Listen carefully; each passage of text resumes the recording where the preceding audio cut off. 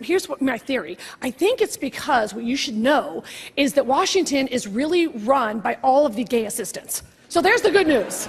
There's the good news. And often, the more right-wing or Republican the representative, the more gay and snappy their assistant is. Would you please welcome Kathy Griffin?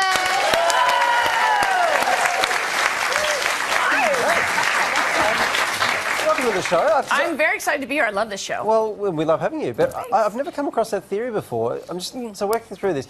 Donald Trump must have some really gay assistants. First of all, the accidental president is what I call him. Right. And he's not here, is he? Because I'm scared of that guy. I was under a 2-month federal investigation for taking a picture of a mask.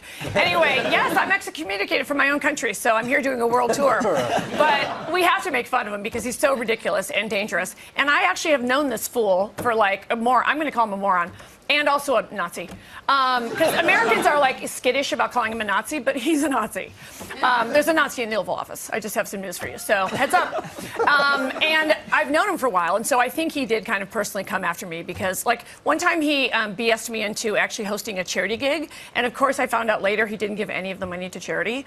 So he's just a big liar, and he's awful, and everybody should get rid of him soon. But I don't mean violently. What I mean is vote him out. You know, they say there's no such thing as bad publicity and all publicity is good. Do you still feel like that after going through all this? I do. And I'll tell you why.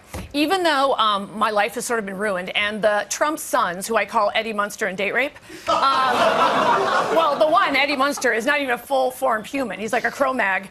And then the other one, I wouldn't trust him either. So they came after me super hard, and they go on television, and they keep saying things like, well, we don't just want to hurt Kathy Griffin's career. We want to decimate her.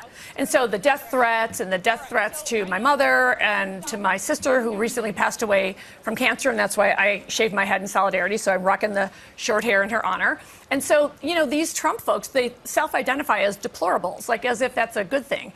And they're psychos. I mean, they're nuts. So I'm here to apologize. I'm sorry that we have put this guy on everybody else's lap. And I don't know what's happening in my own country. And it's a long story with the gerrymandering and the electoral college, et cetera. But honestly, like, we don't know what's happening either. And the majority of the country truly is trying to figure out a way out of this, because right now the minority is ruling. Well, speaking of something, I was just going to say, deplorable. Yeah. Weinstein. We saw that Matt Damon and George Clooney have come out about him today. Clooney saying he just had no understanding of the scale. Okay. No, all right. Really? No, I don't think so. Interesting.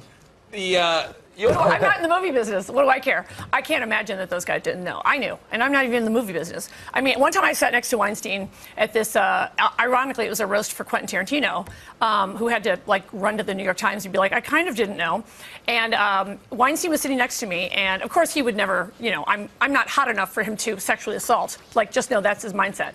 And I remember him saying to me, bragging about the wife who worked for the House of Balenciaga. And I remember him saying, like, oh, maybe my wife could dress you sometime, like, for the Emmys or something like that. I remember thinking, I wonder if that's one of the ways that he got, like, would ensnare sort of young actresses. And then in the Los Angeles Times today, there was an article saying, yes, one of his tools was he would actually basically say, oh, my wife works for Balenciaga, come to my room, maybe we'll fit you for a gown. So, I mean, this is really an epidemic in Hollywood. Like, my personal experience is more sort of career-ending abuse, as in, I can't tell you how many, you know, Jeff Zucker from CNN and all the network and studio heads, they all have to go down. Because honestly, the guy, you know, like Harvey Weinstein, he's not one single case.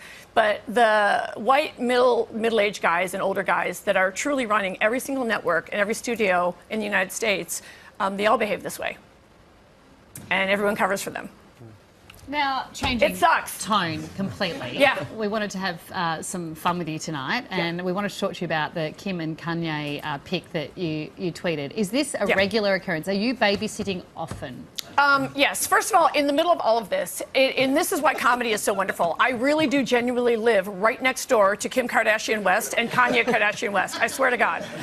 And that is just like a comedy of errors in itself, because I'm sure I'm their worst nightmare, because, you know, I've been jokingly calling them dirty whores for decades, and now I'm their neighbor. So, you know, we have to make nice. But actually, trust me, I'm the least of their problems and they're the least of my problems at this point. But they're kind of exciting neighbors, I'm not going to lie. Like, sometimes I'll just see Kim in the driveway, and she'll be just wearing like a big puffy coat that says Pablo, because, you know, you have to act like the husband's Pablo Picasso. Right. smooth over the waters. And when I see him, I just say, hi, Pobs.